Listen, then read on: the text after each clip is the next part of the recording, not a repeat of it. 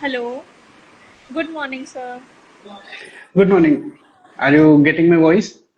Yes, sir. Yes, sir. I'm getting your voice. Was there some problem with the network? You were unable to Yeah, hear yeah, yeah. me? Yes, yes, yes, yes. Okay. Okay. So we are at a stable connection now. Okay. Yes, So yes, yes, we are. begin our session. Okay. Good morning, everyone. All the viewers present over here. I am Sneha Singh, Bijan Campus Ambassador and former Cultural Secretary, Nehru Homeopathic Medical College.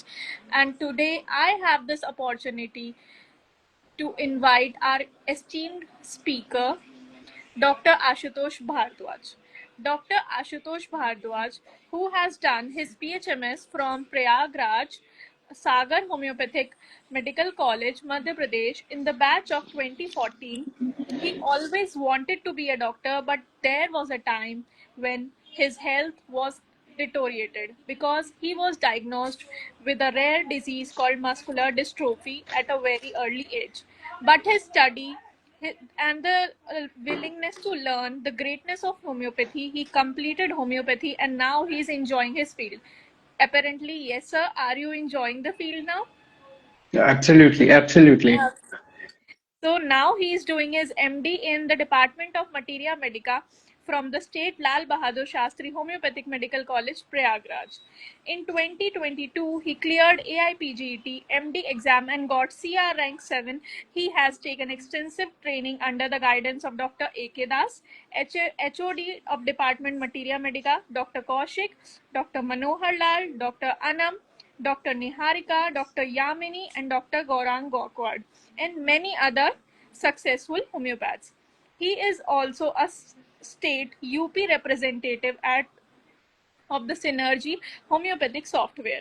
He runs his clinic at Prayagraj where he teaches and treated patients with advanced in classical homeopathy, and his clinic he has performed counseling, rehabilitation centers, yoga, physiotherapy with his fellow colleagues. He also did research and attended many certificate courses, and he also teaches homeopathic subjects in the college on the YouTube. Also, he shares clinical tips and awareness in the students and patient about the homeopathy. He also about that he got inspiration from his parents and sibling. That is a greatness of yours, sir, that you still give your credit to your parents and sibling after reaching such a big position. Also, being very active on social media, especially on YouTube and Instagram, he teaches different method and technique for a good homeopathic and clinical practices. So we also for this session also he has come up with such an interesting topic, that is bridging the gap between materia medica during the clinical practice. So how are you feeling, sir? I'm doing great और मुझे बहुत अच्छा लग रहा है session करके and it's been so long मैं अभी अपीयर नहीं हुआ था बहुत दिनों से and thanks to Bijan pharma and Bijan for calling upon this opportunity and first of all यहाँ पे जितने भी लोग आ रहे हैं या आएंगे या आ रहे हैं आ चुके हैं I would say it's been a privilege for me and to serve with the homeopathy. And I'm absolutely great to have. And, thanks for having me. Sir, it is a gratefulness of yours that you came for the session and accepted the invitation. So now let us begin with the topic. For the topic, we have several questions, some from the viewers and some from us. So let us begin by decoding these questions and answering it by you. So the Okay, first okay, okay. question we have is, how do you manage discrepancies between the patient symptom language and how symptoms are expressed in classical materia medica? Okay. Before answering this question, I want to say that कि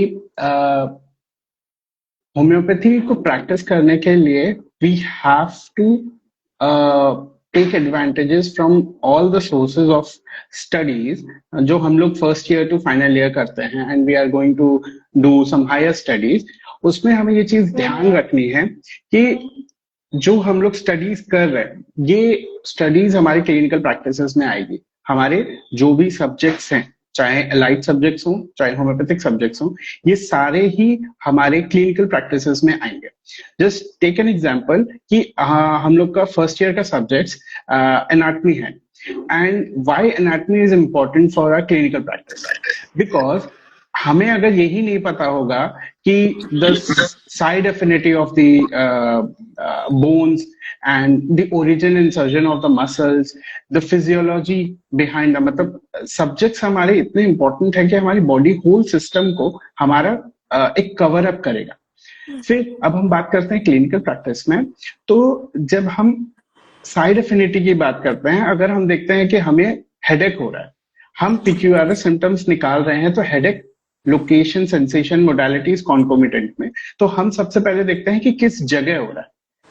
ठीक, frontal headache हो रहा है या ऑक्सीपिट headache हो रहा है या रेडिएटिंग हो रहा है, neck, back of neck, occiput, temple and then settled into the eyes. ये सारी चीजें हमें जब लोकेशन ही नहीं पता होगी तो हम लोग कैसे ही इन सब चीजों को मैनेज करेंगे।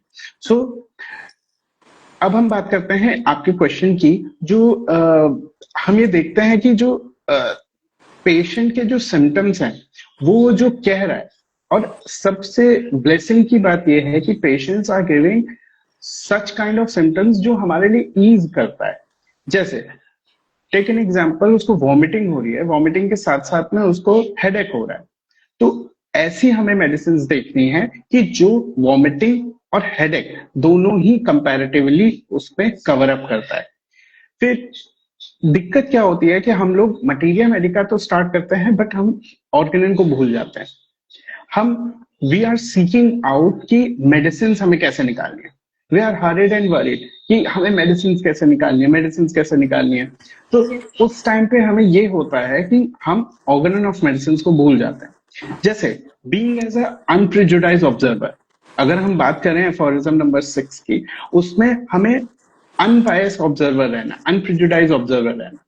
क्यों? क्योंकि हमें पहले से ही नहीं मान लेना है कि जस्ट टेक एन एग्जांपल, अगर उसको रीनल स्टोन है तो उसको लेफ्ट साइड है, राइट साइड है, that doesn't matter, side affinity नहीं देखनी है। First we have to be unprejudiced कि अच्छा रीनल स्टोन है, दैट मीन्स कि वो लाइकोपोडियम नहीं है, दैट मीन्स कि वो बर्बेरिस नहीं है, हमें केस टेकिंग निकालना है। I have seen such kind of cases, जो I have a case of appendicitis, जो हम उसमें रिकॉल कर रहे थे, टोटालिटी बना रहे थे केस टेकिंग के बाद में, सच मेडिसिन जो पॉलिटिक्स रेमेडीज है वही आनी थी। ठीक है, आर्सेनिक है, लाइकोपोडियम है, ये सारी मेडिसिन आ रही थी। बट द थिंग इज, हम पीक्यूआरएस जब निकालेंगे तो हमारी एक मेडिसिन है रस्टॉक्स, उसमें भी दिया हुआ है, अगर हमारे मैच आउट कर रहा है, रूल आउट कर रहा है रस्टॉक्स, सो हम उसको दे सकते हैं। ठीक, दूसरी चीज, हम पेशेंट को एक्सप्रेस नहीं करने देते। द मेन प्रॉब्लम, पेशेंट के नरेशन को एक्सप्रेस करने दीजिए कि उसके नरेशन में कोई हर्डल्स ना है। एफोरिज्म अगर मैं देखूं, ये केस टेकिंग के ही ड्यूरिंग में है, 84, 85, 86 में ही होगा, है ना, जहां पे हमें नरेशन के बिना किसी इंटरप्शन के हमें ये देखना है कि पेशेंट कुछ बोल रहा है, बीच में हमें रोकना नहीं है उसको, हमें लीडिंग क्वेश्चंस नहीं पूछना है, हमें ये नहीं करना है कि आप जो केस टेकिंग ले रहे हो ड्यूरिंग दैट केस टेकिंग, हम उसके लीडिंग क्वेश्चन करें, और हम ये माइंड में बना के रखें कि ये मेडिसिन होगी ही होगी। हमें जब ड्यूरिंग द केस टेकिंग हमें मेडिसिन को बिल्कुल भी ध्यान नहीं देना, हमें पेशेंट के नरेशन को ध्यान देना। इसके साथ साथ अगर हम देखें जो रियल एक्सट्रैक्शन है सिम्टम्स के, तो वो कैसे निकलेंगे। जैसे पीक्यूआरएस सिम्टम्स की हम बात करते हैं, पिक्यूलैरिटी सिम्टम्स के, वो हमारे लिए बेसिक्स रहेगा। आई थिंक ये एफोरिज्म 102 या 103 में है एफोरिज्म। इसमें हमें ये ध्यान देना है कि पेशेंट का जो क्रक्स सिम्टम है, एक मैं एग्जांपल आपको देता हूं, लेकेसिस के सारे सिम्टम्स जो हैं वो लेफ्ट साइडेड है, बट उसका एक सिम्टम है जो सिंगल सिम्टम राइट साइडेड देता है, वो है उसके साइटिका का। आप एक्सट्रीमिटीज में जाएंगे, साइटिका का क्वेश्चन, मतलब साइटिका लेवल या एक्सट्रीमिटीज लेवल पे आप जब पढ़ेंगे पर्टिकुलर, उसको आपको मिलेगा कि राइट साइडेड साइटिका, सारे सिम्टम लेफ्ट साइड है बट राइट साइड। ऐसे ही हमारा एक मेडिसिन है ब्रायोनिया एल्बा, ब्रायोनिया एल्बा में हमारे सारे सिम्टम्स राइट साइडेड है, बस उसका एक सिम्टम है जो लेफ्ट साइडेड है। और मैं चाहूंगा कि ये आप लोग जो भी व्यूवर्स हैं और स्पेशली आप भी इसको सर्च करिए, बताइएगा मुझे कि ये लेफ्ट साइडेड इसके सिम्टम कौन से है। एक है, एलन की नोट में दिया हुआ है, वो आपको बताना।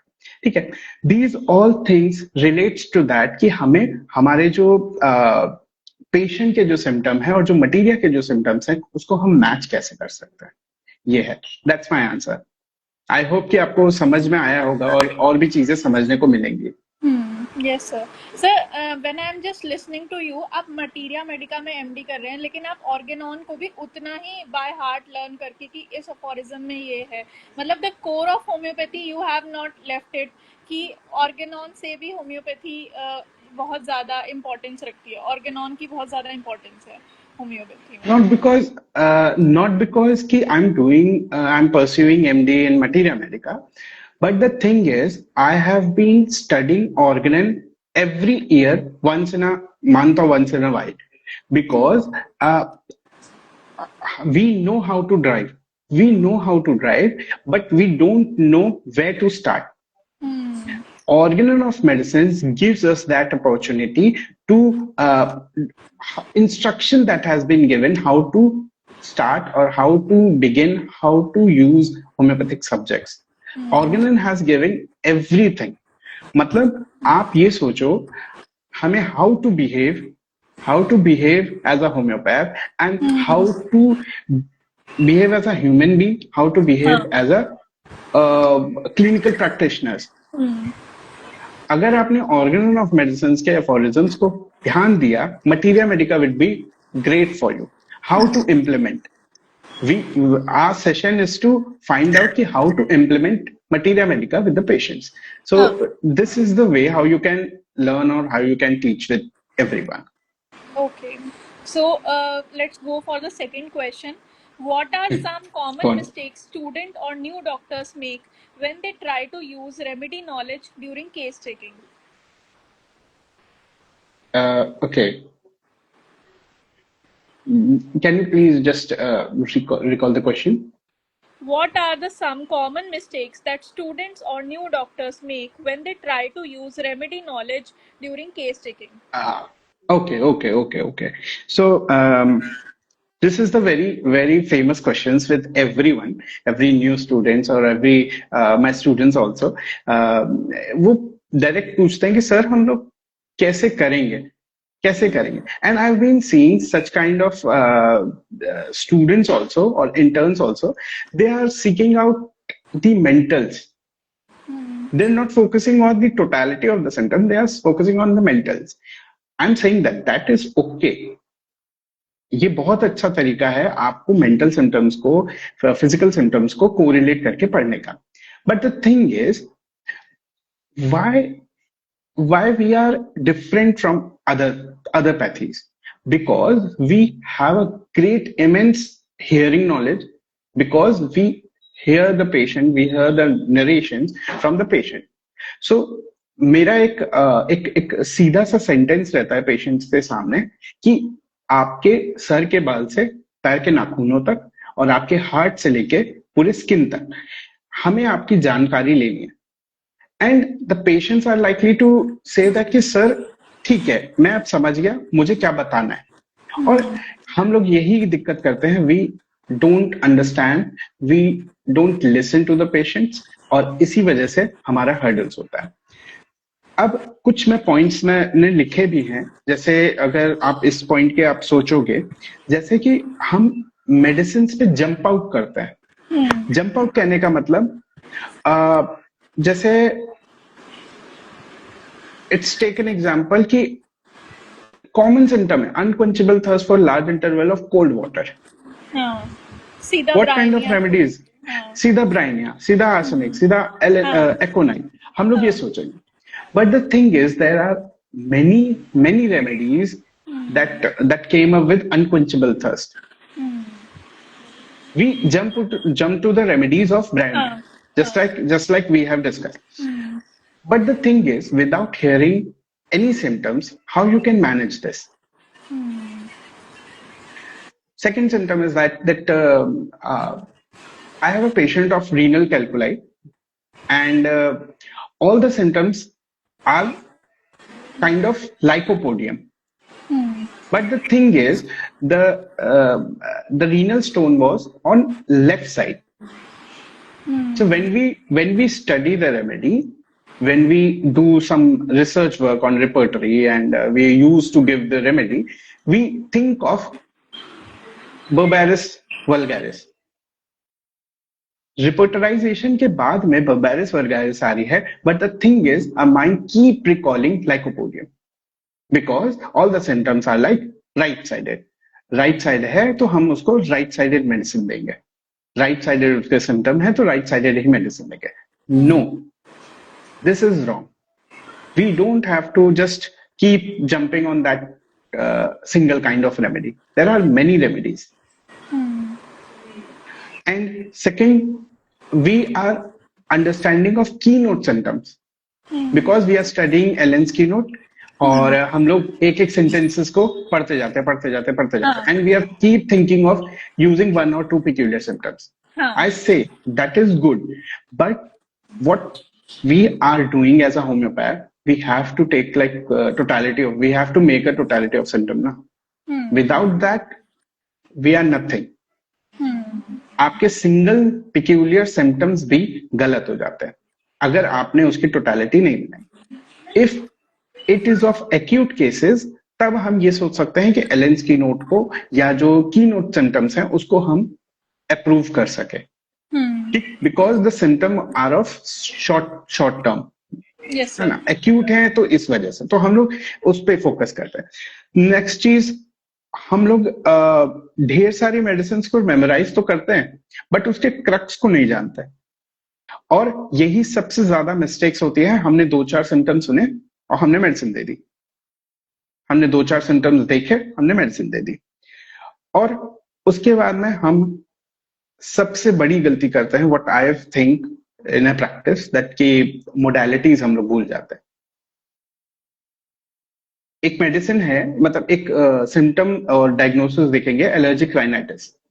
एलर्जिक राइनाइटिस जैसे ही हुआ, स्नीजिंग, कोल्ड कफ, कोराइजा और ये सब हम देखते हैं, but the medicine came up to our mind is like euphrasia, ammonium का, स्नीजिंग मॉर्निंग के टाइम में आफ्टर गेटिंग अप, तो हमने मेडिसिन दे दी ऐसे ही, बट मोडालिटीज हमने नहीं देखा. अगर वार्म रूम एग्रावेशन है और कोल्ड रूम या cold bath, cold drinks, amelioration है, why we are not thinking of pulsatilla. Pulsatilla की मोडालिटीज आप देखो, यूफ्रेशिया के मोडालिटीज देखो, अमोनियम कार्ब के मोडालिटीज देखो, तो हमारा जो एक प्रैक्टिस करने का तरीका है वो चेंज हो जाएगा. इसके साथ साथ में लास्ट ये है कि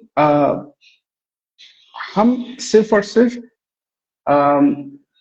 मटीरिया पे ही फोकस रहते हैं. हम लोग सिर्फ और सिर्फ मटीरिया पे ही फोकस करते हैं. जस्ट टेक एन एग्जांपल कि हम सिर्फ ये नहीं ध्यान रखते हैं कि हमारे क्लिनिकल फीचर्स कैसे होंगे, क्लिनिकल डायग्नोसिस कैसे होगा. हम लोग क्लिनिकल एग्जामिनेशन ही नहीं करते.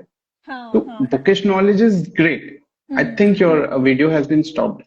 Okay, so the thing is कि क्लिनिकल स्टडी के साथ साथ में हमें बुक्स को भी देखना है. हमें कैसे पता चलेगा ऑन प्रेशर एम्ब्ल्यूरेशन होता है, ऑन रबिंग एम्ब्ल्यूरेशन होता है. तो जब तक हम पेशेंट्स को इन सब चीजों से नहीं देखेंगे, हम लोग आई डोंट थिंक कि पेशेंट को ट्रीट करने के लिए हम लोग आगे का सोच सकते हैं. हाँ, examination is also important. Yes, absolutely. हमें मेडिसिन पे ही फोकस नहीं करना है. एक मैं इसमें बहुत ही अच्छी चीज मैं आपको बताऊंगा. हम लोग हमेशा देखते हैं अर्निका के सिम्टम्स हैं कि उसको हार्ड फील होता है, उसको चोट लगने से, उसको everything seems to be hard, injury होती है, उसको ब्लंट इंजरी है, ये सारे सिम्टम्स हमने देखे हैं. बट उसमें एक सिम्टम दिया है cold nose, cold tip nose, मतलब upper head is hot, lower body cold. Okay, ठीक, ये सिम्टम दिया हुआ है. बट द थिंग इज, हम इसको प्रैक्टिसेस में कैसे सोच सकते हैं. अब हम बॉडी में टच नहीं करेंगे, हम फोरहेड चेक कर रहे हैं, फिर हाथ चेक कर रहे हैं, for just for ensuring. Clinical examination में हमारी एमएल टाइलर बुक में अर्निका जब आप पढ़ेंगे, अर्निका में सीधा एक सेंटेंस लिखा है, कोल्ड नोज। Try this कि if you find a remedy like arnica and just do one thing, touch the forehead and touch the nose. You will find out the upper head is hot and lower body is cold. It's an immense clinical diagnosis or clinical examination for arnica like patient. Okay. Is my camera still off, sir? Yes, yes, Visible? yes, you're still off. Is it visible now or still the same? I don't think so. You have to just change your location, like network issue हो रहा है. Okay. Am I visible now or is it still off? Do one thing, go outside the Instagram, then came, and then on. I think that will work. चलो कोई नहीं, मेरी आवाज तो आ रही है. Do one thing, start once again. We can do this. है ना? No, that's Okay. fine. That will distract only if I'll go and come again. Okay. That is the reason why I'm saying that clinical knowledge plus bookish knowledge is so great. And I would suggest all the viewers to hear this, that do read the other books also. Do read the books like ML Tyler. I would say, I would suggest, I would, at the end of the session, we will try to, I will show some of the books I am keeping. So that would be great. Okay. So, sir, there are a few questions from the viewers that we want to take for the live session. First is, Okay. can we incorporate all the three miasms in acute and chronic cases?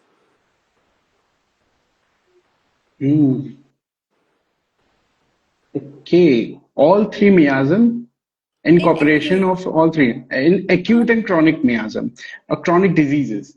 Yes, sir. Okay, chronic disease, acute and chronic disease. Okay. This would be like, I would suggest that this is a very important and very interesting question that is prevailing in all the students right now, because होता क्या है, we are not understanding the crux of the miasm theory. Okay. So we only read out that acute is like short, chronic is for long. And we are understanding SORA is for AIDS, psychotic is for mentals, and syphilitic is for discharges, disturbance, discharges, and that's all.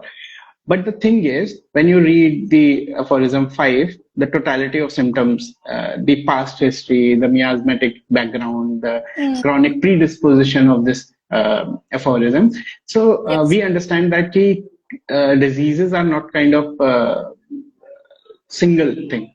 We are having all these symptoms from the beginning or from the very ancient time. I think ये समझने में थोड़ा सा बहुत difficult है, क्योंकि हम लोग सोरा पढ़ते हैं कि जैसे वी हैव एन एग्जांपल कि हम लोग सोचते हैं कि जो मियाज्म है वो सोरा एंशिएंट टाइम में आया है. क्यों? Itching is for scratching the skin, and उस पे हम लोग ऑइंटमेंट लगाते थे. मतलब एंशिएंट हमारे जो एप्स लाइक थे, फिर उसके बाद में जो हम लोगों का इवोल्यूशन हुआ as a human being, homo sapien में आए हैं हम लोग. तो that latent sora brings all the disease, and we know that sora is the mother of all diseases. So we have to understand this. और जब हम टोटलिटी बनाते हैं तभी हमें पता चलता है. और जैसे हम बात करते हैं एक्यूट डिजीजेस के लिए, एक्यूट डिजीजेस में सम मैनिफेस्टिंग कॉज जो हमारे उस डिजीज को स्टार्ट करता है वो होगा. जैसे take an example, a patient is suffering from what you may say कि functional disturbances, itching, dryness, fears, aggravations from emotion, suppression from anger, suppression from emotions. These all may lead to the miasm like SORA. Hmm. Am I correct? Okay. Hmm. And some patient grow with the symptom like itching, skin condition, suppression, discharges, and recurring infection, है ना? Like example of UTI. ये सारी चीजें हमारा सम मियाज्म like साइकोसिस की तरफ लेके जाता है। और Okay. कुछ ऐसे हैं डिस्ट्रक्टिव टेंडेंसी के लिए, जैसे मैं एग्जांपल आपको बता रहा हूँ, फिर मैं डिजीज ऐसे बताऊंगा जो जिसमें आपको दोनों तीनों चीजें मिलेंगी। फिर Hmm. Tendency of ulceration, bone pen, suicidal thoughts, ये सब जो डिस्ट्रक्टिवनेस के लिए लेके जाएगा वो हमारा सिफिलिस जाएगा। जाएगा। Okay. एक पेशेंट आएगा आपके पास में और बोलेगा कि सर मुझे 10 दिन पहले इचिंग स्टार्ट हुई थी, मैंने उसके लिए कुछ भी ऐसे कन्वेंशनल ट्रीटमेंट लिया, उसके बाद में हमने वो ठीक तो हो गई, बट अब वो इतनी ज्यादा बढ़ के आई है कि I am not tolerating this, कि मुझे Hmm. इचिंग की दवाई मैं नहीं लेता तो हो सकता था और मुझे कुछ नहीं होता। उसने इचिंग की दवाई ली, उसको डिस्ट्रक्टिवनेस स्टार्ट हो गया, लिवर डिसऑर्डर स्टार्ट हो गए, Hmm. Because what Hering's law said कि most vital organs to lesser vital organs. Hmm. ठीक, क्या Yes, sir. Lesser vital organs to more vital organs. तो होता Hmm. क्या है, स्किन के infections converted into the most vital organs, वो वहां तक चले गए और they start destructing. Liver Hmm. Cirrhosis start हो गया, इन्फ्लेमेशन, हेपेटोमेगाली हो गया, या फिर ये सारी चीजें दिखेंगी। बट पेशेंट इचिंग की स्टेट में कौन से मियाज्म में था? साइकोटिक। Yes, sir. अब क्या है, डिस्ट्रक्टिव हो गया, syphilitic. Hmm. What I am trying to say is कि in every second miasm change होते रहता है। एंड द थिंग इज कि we just have to find the crux, what is the cause, disease कैसे आई, that is the main reason, we have to Hmm. Understand this. Yes, sir. और जब हम लोग इस लेयर बाय लेयर को चीजें हटाने लगेंगे, we are Hmm. Seeing we are seeing and जो हम लोग मेडिसिन जब देंगे वो अच्छा काम करेगा। Okay. ठीक है, तो ये है एक्यूट में। क्रॉनिक में यही चीज हमें layer by layer, and we also know that कि जब क्रॉनिक डिजीजेस हम ट्रीट करते हैं तो Hmm. हमें कुछ मेडिसिन रोकनी पड़ती हैं जब एक्यूट डिजीजेस स्टार्ट होती हैं। Hmm. तो हमें पहले एक्यूट को देखना है, फिर उसके बाद क्रॉनिक में जाना है। तो क्रॉनिक डिजीजेस को करने का हमारा यही है कि लेयर बाय लेयर हमारे मियाजम चेंज होते जाएंगे, लेयर बाय Hmm. लेयर हमारी चीजें होती जाएंगी। जैसे जैसे उसका वन टू अदर ऑर्गन्स पे जो जंप आउट किया है डिजीजेस, वो वैसे ही reverse order of their appearance Hering law of cure की तरफ से जाएगा। ये है Hmm. मेरा इस क्वेश्चन का मतलब जो आपने पूछा है। Okay, sir. Okay. I think that might certainly help the viewer who asked this question. And the second question we have is, there are many similar symptoms in different remedies. How to pick the correct one? इसमें भी हमें, मैंने वही बोला है कि we would have to study totality of symptoms. Hmm. PQRS symptoms हम निकालेंगे। एफोरिज्म्स, जैसे कि हमारे स्टार्टिंग के जो एफोरिज्म हैं, आई Hmm. थिंक 7 to 18 के बीच में आपको वहां से मिल जाएगा, मेंटल, फिजिकल, जनरल, और ये सारे सिम्टम्स उसमें मिल जाएंगे। इसके साथ साथ में हमारा जो सिमिलर सिम्टम्स हैं एक मेडिसिन के दूसरे में, but there are some differences in both 2 3 remedies that are similarly seeing that. Just take an example कि बर्निंग है, बर्निंग हमारी आर्सेनिक में भी है, Huh. कैंथरस में भी है, बट Yes. आर्सेनिक की बर्निंग कैसी है और कैंथरस या एपिस की बर्निंग कैसी है, ये तीनों ही अलग अलग बर्निंग है। Hmm. ठीक, थर्स्ट हो सकता है कि सेम थर्स्ट हो, बट हो सकता है किसी को फीवर के टाइम पे हो, चिलनेस के टाइम पे हो, या और किसी टाइम पे हो, तो ये चीजें हमें देखनी है। तो Hmm. सिमिलर होने के बावजूद भी कुछ ना कुछ डिफरेंसेस होगा। हो सकता है कि आपके जो सिम्टम्स हैं मोडालिटीज में चेंज हो जाए, हो सकता है Hmm. लोकेशन में चेंज हो जाए, सेंसेशन या कॉन्कोमिटेंट में चेंज हो जाए। Huh. ठीक, this is what I think. Okay. And the last question from the viewers is, how to set your practice as a beginner? Okay. So this might be I think that this might be a question for a student like they are जो नए हैं अभी and Yes, correct. हाँ. 5-6 years में अपना practices start किए हैं last. So what I feel जो मुझे बताया गया और जो मैंने start किया so the thing is कि आपको practice start करने से पहले आपको बहुत सी चीजें देखनी होगी बहुत सी चीजें Okay. दैट मीन्स आपको उस एरिया में भी देखना हो पहले तो आप अपनी नॉलेज को देखो और ये हम्म. नहीं है कि मुझे नहीं आता मेडिसिन सिलेक्शन नहीं आता मुझे रिपोर्टराइजेशन नहीं आता मुझे ऑर्गन ऑफ मेडिसिन नहीं आती मुझे क्लिनिकल प्रैक्टिस नहीं आती नहीं आपको उसके लिए एफर्ट लगाना पड़ेगा दैट डजंट मीन कि आप उस एफर्ट को आपको किसी ने अलग से कोई आकर के बैठ के सिखाएगा you have to practice you have to do works like कि आपको क्लिनिकल नॉलेज हो और ये चीजें हो ठीक इसके साथ साथ आपको बुक्स को और जो क्लिनिकल प्रैक्टिसेस को जो दोनों ही है उसको आपको एक्सपीरियंस डे बाय डे आपको करना पड़ेगा Hmm. ठीक Okay.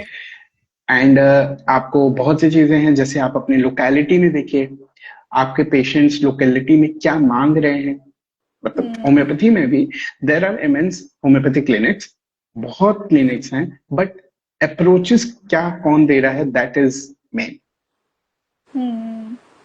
Patients doesn't know about the theories you are understanding patient को नहीं पता है कि आपको क्या पढ़े हो क्या नहीं पढ़े उसको पता है कि यू आर डॉक्टर और आप Hmm. मुझे ट्रीट करोगे होम्योपैथी से उसको Yes. इससे मतलब नहीं है कि आपने कौन सी पैथी कौन सी थ्योरी कौन सी एक होता नहीं कि मॉडर्नाइजेशन में हम लोग क्या हमने पिक किया है उसको ट्रीट करने के लिए ठीक है Hmm. यहाँ पे Hmm. क्लासिकल होम्योपैथी से मतलब नहीं है यहाँ पे प्रिडिक्टिव से मतलब नहीं है यहाँ पे आपके नॉलेज के ऊपर है Hmm. I have understand many of the theories and what I feel, what patient wants, that I give. If patient thinks that कि उसको mentally, psychologically उसको treat करना है, then I will go to such kind of things. फिर जब तक totality नहीं बनेगी, I will not go in any of the symptoms. Yeah, any Hmm. of the theories. Classical में भी हो चाहे किसी में भी हो सो सीखने के ऊपर है what you think on how you practice that is good or I would suggest if you are fail to understand the chapter from pharmacy mandal and mandal go and read how to start practice you will Okay. get it Back to basic is the solution for everything for a yes beginner. yes yes yes as a homeopath we can study from the pharmacy and we have that chapter Hmm. how to start how to seek out the clinics. Yes. So the last concluding question that we all were waiting for, that how Okay. important is clinical experience versus textbook study in successfully integrating materia medica during case analysis? Okay, experiences, and yeah, that leads to this of the question that I have spoken last Yes. in physics. Okay, so I have one of the book. I will show you that it's from the one of the sir, and we all know our favorite Dr. Subhash sir and Subhash Singh sir. This book, 100 books for homeopath should read. Anna, are you seeing this? Hmm. Yes, When sir. you read this book, it's not like a fully book that has been elaborating some of the remedies, but in homeopathy, I'm seeing this book and I'm loving this. He sir has given all the materia medica books, organ repertory pharmacy, to understand the basics, what books you should read. Hmm. And I will show some of the books like Kent and keynote and characteristic with comparing of some of the leading remedies of materia medica, HCLNK. And you can see in this, there is a section of homeopathic materia medica. Materia medica. Yes. Okay. And sir has given 20, 26 remedies, 26 books, sorry. So go and read this. I would suggest कि मैं इसका screenshot मैं आपको भेज दूंगा and we can share it to the and ये book में ये बताया गया है कि हमें कौन कौन सी बुक्स वैसे रखनी चाहिए प्रैक्टिसेस में। ठीक है। फिर उसके बाद में मेरे पास में एक बुक है डॉक्टर एस जेड खान के, ये वाली homeopathic essential homeopathic homeopathic practice. practices. So this is very good book और इसमें सबसे अच्छी चीज है कि प्रैक्टिसेस में इन्होंने थेराप्स को लेकर के थोड़ा सा ज्यादा अच्छे से उसको इलाबरेट करके समझाया है। This is the book I was reading और मैंने इस बुक को इसमें देखिए कंटेंट्स में डिजीजेस रिलेटेड सब चीज दी हुई है। Okay, so that is good, जो हमारे क्लिनिकल प्रैक्टिसेस में अच्छा वर्क करेगा थेराप्स के हिसाब से। और जब हम टोटलिटी ऑफ सिम्टम बनाते हैं तो हमारे लिए ये बुक्स अच्छी रहेगी। इसके बाद में मेरे पास में एक बुक है एच.एस. कनीजा की, ये and find your remedies. I think ये बुक्स बहुत से अर्ली प्रैक्टिशनर्स के लिए है, बट ये बुक्स क्या है, आपको एक रेफरेंशियल चीजें बताएंगे एज स्टार्टिंग योर क्लिनिकल और understanding the clinical experiences from other authors, है ना? And one of the book that I have is from Dr. Jitesh Sharma sir. This is the book, and sir has My Journey Through Homeopathic Materia Medica. And this is the very nice book, and sir has written everything, and I understand that how case taking has been done and what are the things that you should understand during the case taking. Sir has given many of the things, and I will show some of the indexing things. Sir has given the cases, some of the cases that he has explored in the content में दिया हुआ है, ये भी मैं आपको भेजता हूँ, है ना? इसमें जैसे सर ने conquering cons through homeopathy, case taking of haemorrhagic cyst, and sir ने इसमें बहुत अच्छे तरीके से चीजें भी बताई हैं। आई थिंक ये क्लिनिकल प्रैक्टिस में डॉक्टर जीतेश सर से भी हम लोग सीख सकते हैं चीजें, और हमें ये समझ में आएगा कि मेडिसिन या जो लिटरेचर है उसके साथ साथ में अभी हमारा जो एक पुशअप मिलेगा, क्योंकि हम लोग के जो लिविंग लेजेंड्स हैं तो वो बुक्स जो चीजें दे रहे हैं हमको समझने में, उनके एक्सपीरियंसेस के लिए, तो वो हमारे क्लिनिकल प्रैक्टिस में बहुत ही अच्छा काम करेगी। इसके साथ साथ मेरे पास में एक केस टेकिंग की बुक है, and I got this book as an award from doctor Dinesh Chauhan sir. I have been awarded this book by the sir. So ये है scientific intuitive case witnessing process, the journey of 3 steps. This is the book from the Dinesh Chandra sir and Dinesh Chauhan sir, sorry.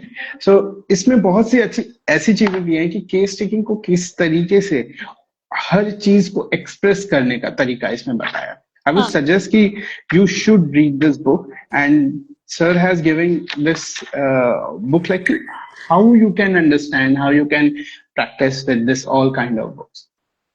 This is the referential books that I was reading like past 4-5 years, and I have many books of Materia Medica. I have now I am recalling the remedies from the Materia Medica Pura. And the chronic diseases, just recalling for like I have done बहुत time पहले मैंने इसको पढ़ा था, फिर अभी मैं धीरे धीरे करके उसको ड्यूरिंग द केस टेकिंग और चीजों को कैसे रीड आउट करना है वो मैं कर रहा हूँ। और I am loving this book, ML Tyler drug picture. I think ये सबके पास होनी चाहिए, ये वाली ये जो बुक है ये हमारे प्रैक्टिसेस को समझाएगा, क्लिनिकल बुक्स को हमें समझाएगा।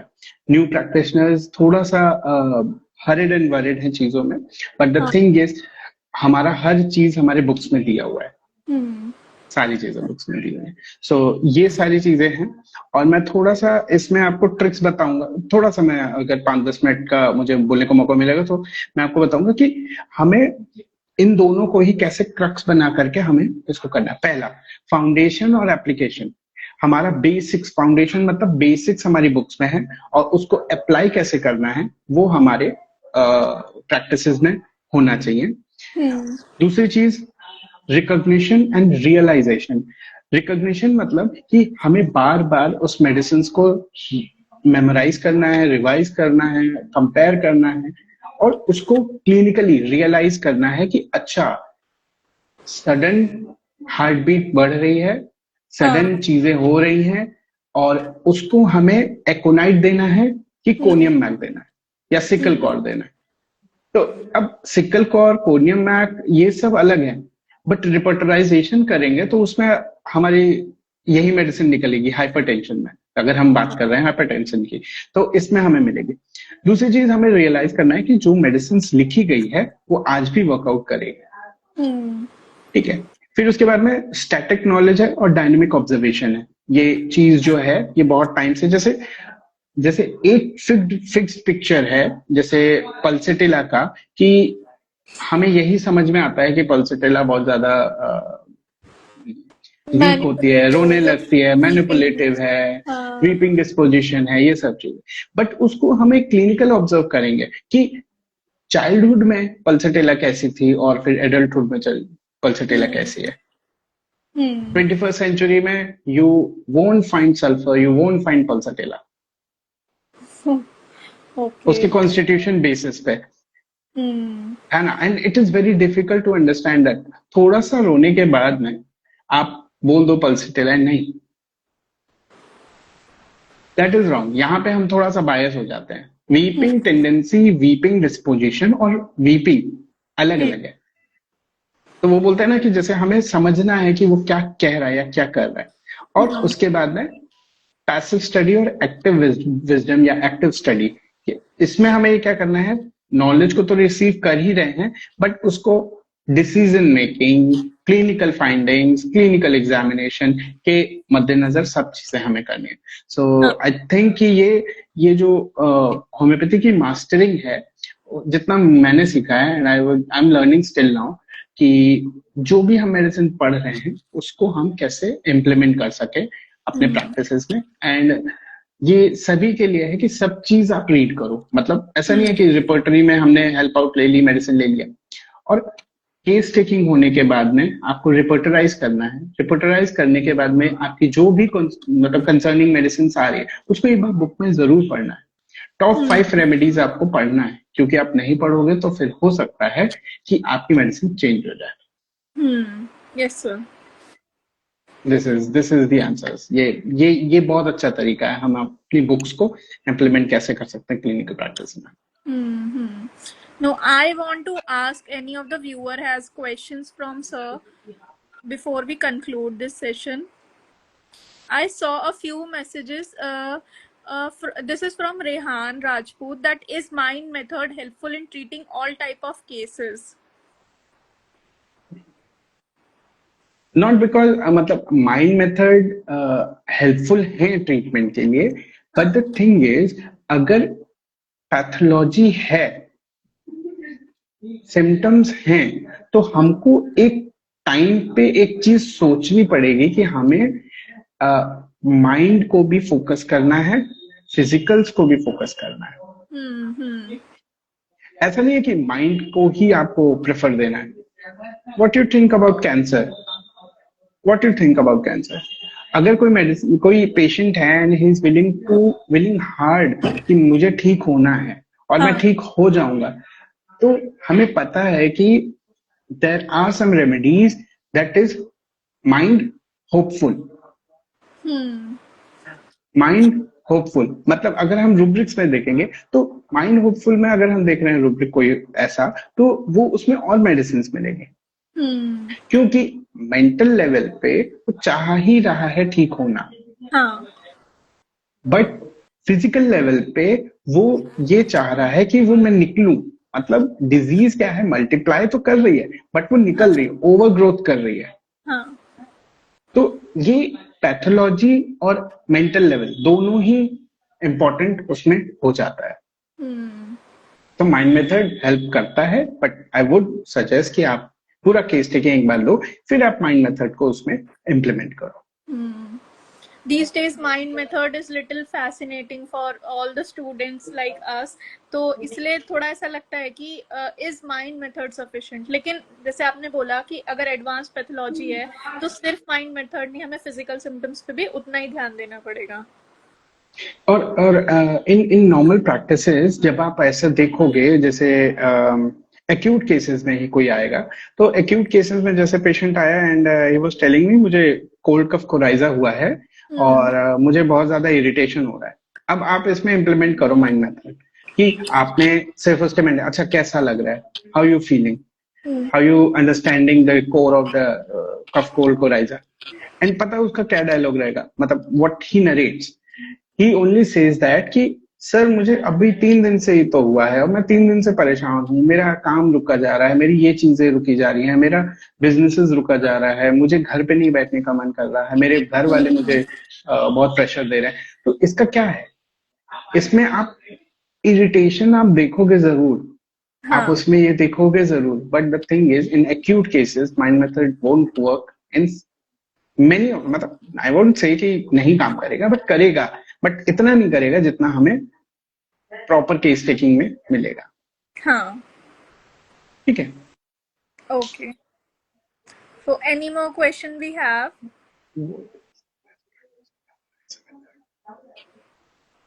Medicines. What is I'm seeing that Mr. Rehan has asked a question. What is the best practice to analyze a medicine for patient? I was asked, first of all, I will ask you, then you answer it. What is the best practice to analyze? In what senses? I don't understand the question, right? In what senses the best practice? In pathies or in other thing?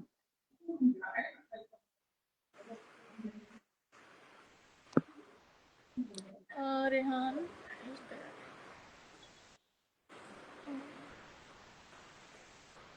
you can directly ask this question from sir through his Instagram, as he is very cooperative with all of us, all the students over there.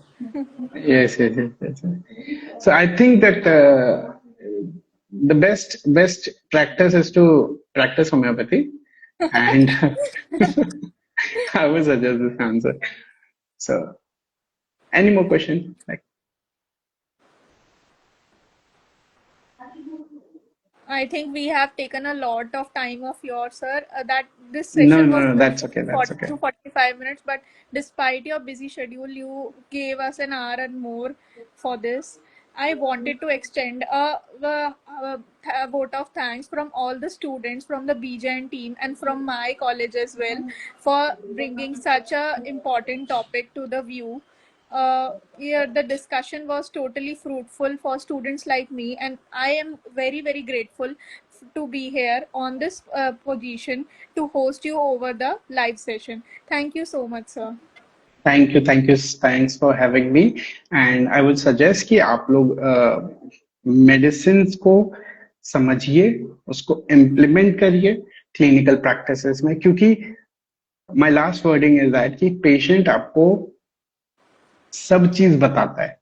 और आज के time में 24th century जिस era में हम लोग हैं, patient diagnosis, patient आपको मेडिसिन पूरा देता है कि मुझे सर माइ न्यूरैल्जिया है, न्यूरैल्जिक पेन है हेड में राइट साइडेड, तो आपको सीधा मेडिसिन आपको रिपोर्टराइज होकर के सीधा आपको मिल जाएंगे। आपको पेशेंट कहीं पहले के टाइम में दिक्कत होता था, हमें बहुत ज्यादा हेक्टिक केस टेकिंग करनी पड़ती थी, बट आज के पेशेंट दे आर नॉलेजेबल और वो अपनी हर चीज बताते हैं। So this is the end of my words. Thank you so much for having me and thanks for the बीजन फार्मा एंड बीजन team so for having me. Thank you so much, sir. Good afternoon. Thank you. Good afternoon. Good day.